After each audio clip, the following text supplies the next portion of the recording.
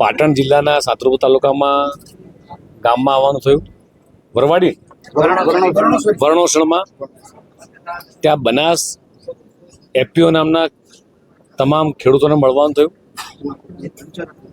દેશના યશસ્વી પ્રધાનમંત્રી નરેન્દ્ર મોદીજીનો જે સંકલ્પ છે કે ગામડાઓ સમૃદ્ધ થવા જોઈએ, ગામડાઓ મજબૂત થવા જોઈએ, અને એટલા માટે જ આઝાદીના 75 વર્ષ બાદ દેશમાં જે સહકારિતા વિભાગ અલાયદો શરૂ કરવામાં આવ્યો અને પ્રથમ સહકારિતા મંત્રી અમિતભાઈ શાહ સાહેબે જે રીતે આખા દેશના તમામ ગામની અંદર પેક્સ નોંધાય, ગામડાઓમાં એફપીઓ બને અને ગામડાના ખેડૂતો પોતાની પ્રોડક્ટને પ્રોસેસ કરી અને બજારમાં માર્કેટમાં ડાયરેક્ટ વેચે, આ ઉદ્દેશ સાથે જે રીતે નવા એફપીઓ બનાવી રહ્યા છે. ગુજરાતના મુખ્યમંત્રી માનનીય ભૂપેન્દ્રભાઈ પટેલની પણ જે નેમ છે કે ગામડાઓ સમૃદ્ધ થાય. અને દેશના પ્રથમ સહકારિતા મંત્રી અમિતભાઈ શાહ સાહેબે જે રીતે મલ્ટીનેશનલ 3 મંડળીઓ રજીસ્ટર કરી છે અને ગામની તમામ પેક્સ, તમામ એફપીઓ એમાં રજીસ્ટર થાય. જે રીતે અમૂલનું મોડેલ છે કે અમૂલનું દૂધ ભરાવે અને એનો વાર્ષિક નફો એ ખેડૂતના ખાતામાં જમા થાય છે, તેવી જ રીતે આ મલ્ટીનેશનલ એક્સપોર્ટ જે સહકારી મંડળીઓ છે એમાં ખેડૂત જે પોતે પાક ઉગાડે છે અને બહાર મોકલે તો એનો પણ નફો ખેડૂતના ખાતામાં સીધો જમા થાય.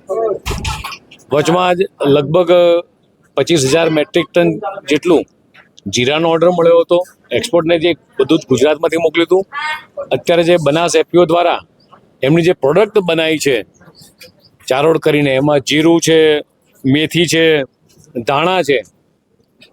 ખેડૂત ભાઈઓને પૂછ્યું કે ભાઈ તમે જીરું શું ભાવે ખરીદો છો તો અહીંયા વેપારીને વેચો છો? તો જીરાનો જે ભાવ છે એ 4,000 રૂપિયે ધારો કે જીરું વેચાતું હોય, પણ એને ગ્રેડિંગ કરે, પ્રોસેસ કરે, પેકિંગ કરે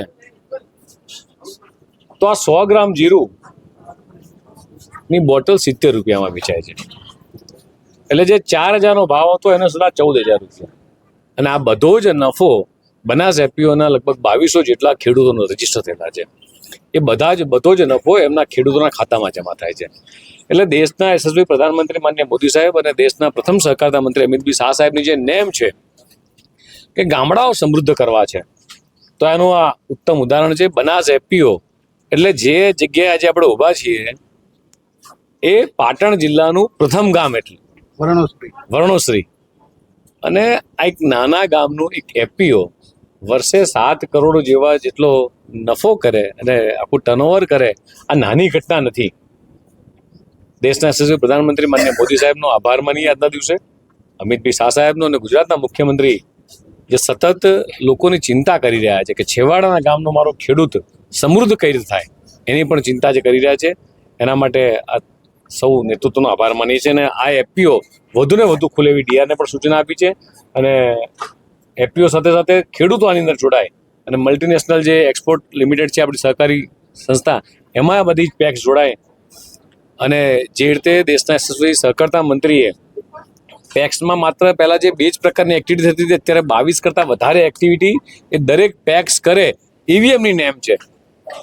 કોઈ પણ ગામની પેક્સને પેટ્રોલ પંપ કરવો હોય, રેસ્ટોરન્ટની દુકાન કરવી હોય, જનઔષધિ કેન્દ્રો ખોલવા હોય, ગામની અંદર રેલવેની ટિકિટ, એર ટિકિટ બુક કરવી હોય, આવા તમામ પ્રકારના કામો કરી શકે એની પણ મંજૂરી આપી છે. અને ગુજરાત સરકાર ઇનિશિયેટિવ લઈ સહકારિતા વિભાગ આ બધી જ પેક્સને આમાં મોટિવેટ કરી રહી છે. અને એનું આ ઉત્તમ ઉદાહરણ આજે આ બનાસ એફપીઓ આપણે જોઈ રહ્યા છીએ.